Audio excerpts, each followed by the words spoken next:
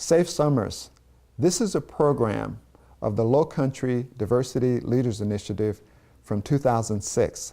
The team that tackled this is a team that called themselves Camp Hope. The issue that they were concerned about was the twilight hours during the summer, and in particular, kids that are in grade school and middle school.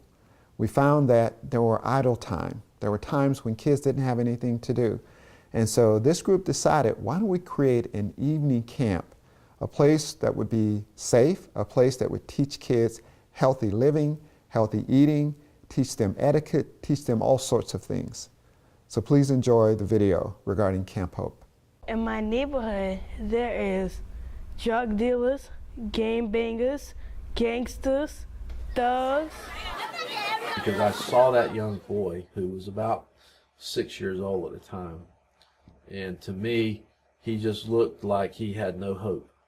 He looked like he was hopeless. He was on the sidewalk and he was actually eating dirt, literally. And at that moment, I was with my deputy chief, and at that moment, I said to him, we've got to do something to change this. And that's really where Camp Hope started. Very proud to be a part of Camp Hope. It was developed by the Mosaic Group, which emanated from Diversity Leadership Institute through Furman University. And so the 7 of us in this group, Mosaic, determined how we would do that, how we would fund it. Of course, we used many of the resources of the city of Charleston, the YMCA, and the primary reason for its being founded was to reduce the level of crime in the community, to give the children something positive to do in the evening time, and to help increase or improve the level of relationship that was between the residents of the community and the police department.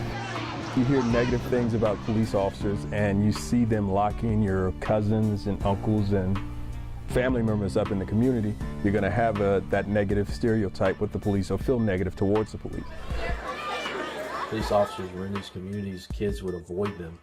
They would not want to interact with the police officers. They would actually turn and go in a different direction if they saw police officers in the neighborhood.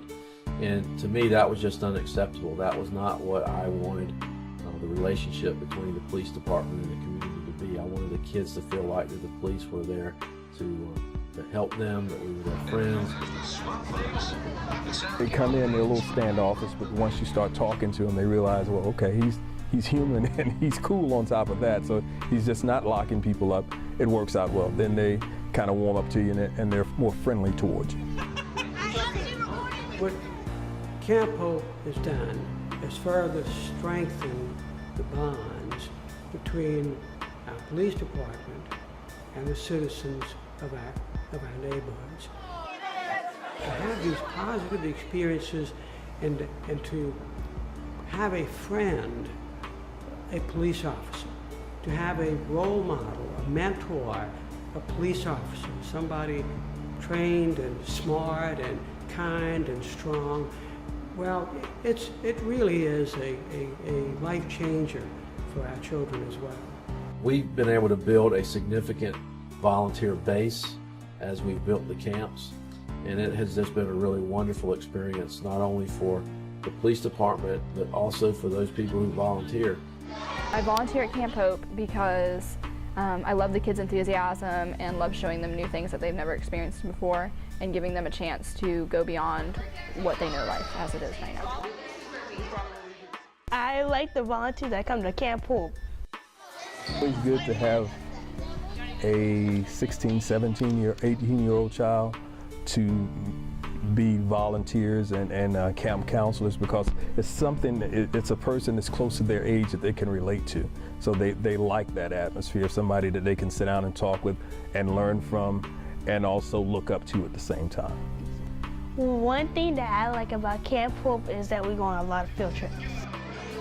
I think the children, many of whom live on the peninsula, all of whom live on the peninsula, have not had the opportunity to be exposed to that aspect or that view of Charleston. The kids experience new things that they've never seen before, and getting to experience that with them, it's really neat to watch them grow through those things. We only have them a couple hours a night, so what they're living day to day is more than any child should ever see. So we're trying to give them that, I guess, that peace away from home, but when you go back home, it's back to reality for them. All of these things are important because what it does is it gives the kids that are in some very tough neighborhoods who have been challenged historically with generational violence, it's given them an opportunity to see that they have an opportunity, that they do have hope. If the only goal was to take 50 underserved children off the street and give them a positive place to be during the course of a summer evening, to me, that would be enough. But that's not been the only goal, and that's not been the only end result.